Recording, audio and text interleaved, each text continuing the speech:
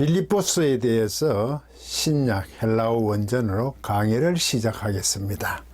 먼저 그 서론으로서 명칭, 저작, 기록 연도, 저작 장소, 저작 동기와 목적, 그리고 구조와 내용 대충 어떻게 짜여져 있는지 살펴보고 나서 본문으로 들어가겠습니다. 명칭은 뭐 빌립보스라는 게 의견이 별로 없습니다. 이 빌립보라는 게 사도 바울이 2차 전도 여행을 갔을 때 아시아에 머물다가 이제 유럽으로 넘어가는 그 위치에 있죠. 넘어가서 그 마게도니아 첫성이라는 빌립보에 들어가서 거기서 루디아를 만나고 복음을 전파하는 그런 겁니다. 그 내륙 쪽으로 한 16km 여기에 위치가 대충 이랬습니까? 제가 지도를 너무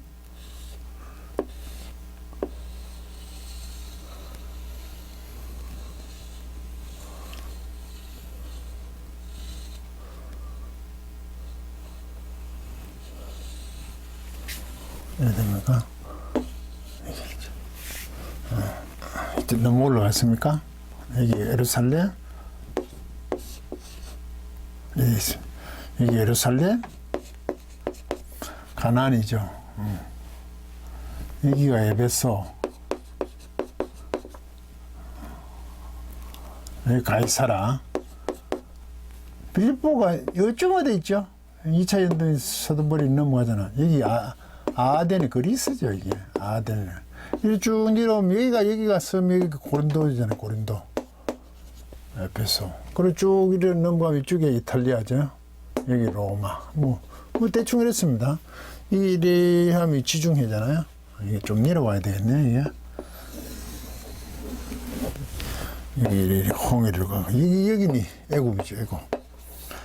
여기 너무 올라가 있네요. 뭐 대충 이랬습니다. 에베소가 참 빌립보가 여기잖아요. 여기 한 16km. 여기에 내륙은 한 16km 정도 떨어진 것이고, 마게도니아 지방인데 원래 이게 크레니데스라는 곳이랍니다. 크레니데스. 그런데 그 마게도니아 그 왕 그 빌립 2세가 주전 BC 356년, 주전 BC요. 주전 356년에 마게도니아 왕 빌립 2세가 이곳에 사람들을 많이 이주시키고 여기다가 군사 도시김 큰 계획적인 확장을 통하여서 사람들을 이주시켜서 이름도 빌립보로 바뀌어. 빌립이죠. 빌립 2세니까. 이쪽 왕이 그렇게 했잖아요. 그래서 누가는 마게도니아 지경의 첫성이라고 그랬잖아요. 그때 그 첫 번째 그 도읍이라기보다 이런 명예적인 어쨌든 유력한 왕에 의해서 형성된 도시의 개념이지 특별하게 만드는 곳이잖아요. 그다음 마게도니아 지경이 네아폴리입니까? 그거 좀 찾아보시기 바랍니다. 그럼 도시는 아마 그런 데가 있습니다. 이 저자는 사도 바울이 맞습니다. 거의 다 인정을 하고 있습니다. 자신이 사도 바울이 얘기를 하고 있기 때문이죠. 그런데 이게 두세 개가 이제 합쳐졌다, 뭐 그런 주장들은 하죠. 그런데 뭐 사본학적으로는 증거는 없지만 내용을 보면 좀 합쳐진 것 같다, 편지가. 뭐 그런 주장도 합니다. 이 기록 연도는 AD 59년에서 60년쯤 되네요, 그죠? 예수님 30년 예수님이 그러니까 예수님 성천하시고 한 30년 후에 기록이 되네요. 전도 여행이 시작하면서 시작되는 겁니다. 이 저작 장소는 로마 감옥으로 봅니다. 서신서, 에베소서, 빌립보서, 골로새서, 빌레몬서를 전부 로마 감옥으로 지금 거의 뭐 주장을 하고 그렇게 보고 있습니다. 뭐 가이사라도 같이 했으니까 가이사라 또는 에베소서도 갇힌 적이 있거든요.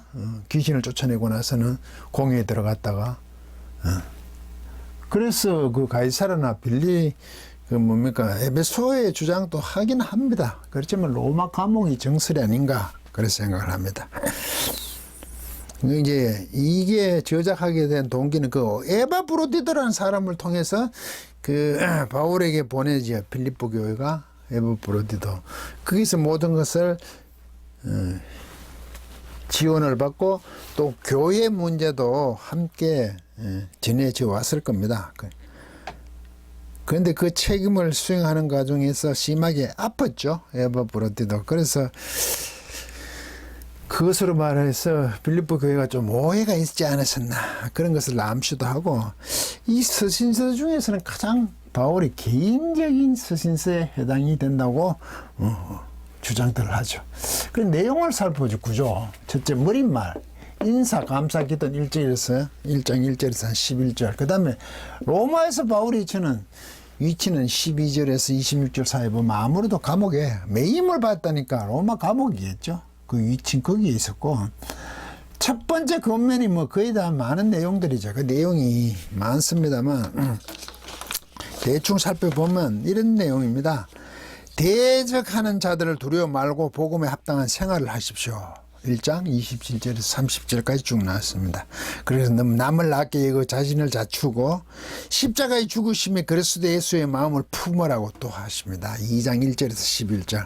그리고 이어서 12절에서 18절가 두렵고 떨림으로 구원을 이루십시오. 이 문제가 좀 심각하죠?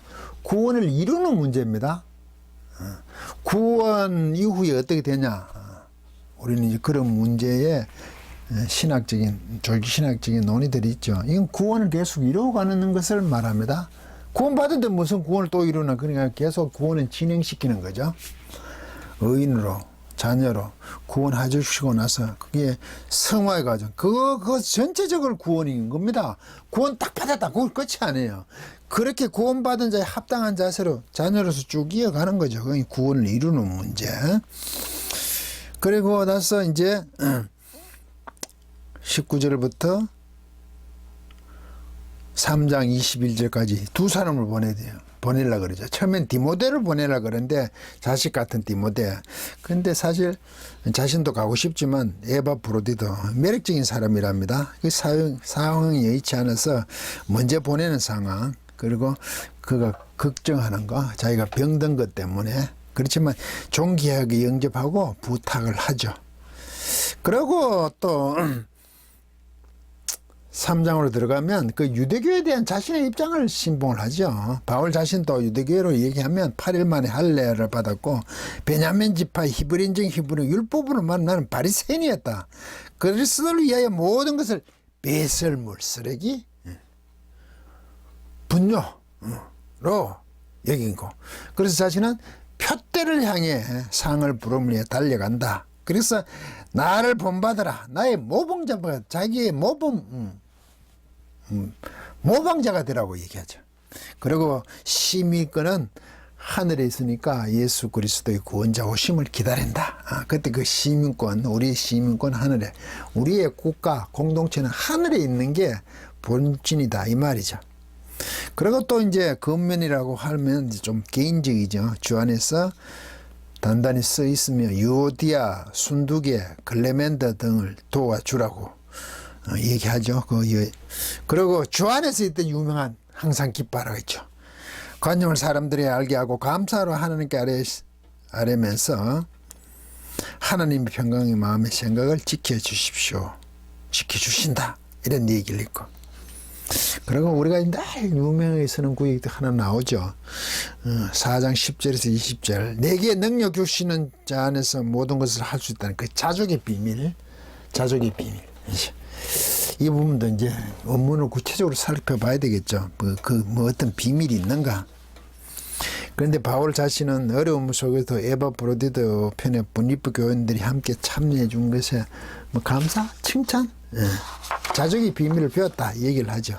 그리고 이제 마지막 인사 21절 4장 22절 서로 무난하라. 은혜와 평강이 심령이 있을지어다 하고 끝을 냅니다. 그러면 우리는 빌립보스를 얘기할 때 기쁨의 서신이라고 얘기하잖아요. 그 기쁨이 실제 기쁨 상황인지 아니면 기뻐해야 되는 상황인지, 아울러 하나님의 관점인지 우리 성도들의 관점인지 본문을 하나하나 풀어가면서 그 과정들을 살펴보도록 하겠습니다. 강의를 마치겠습니다.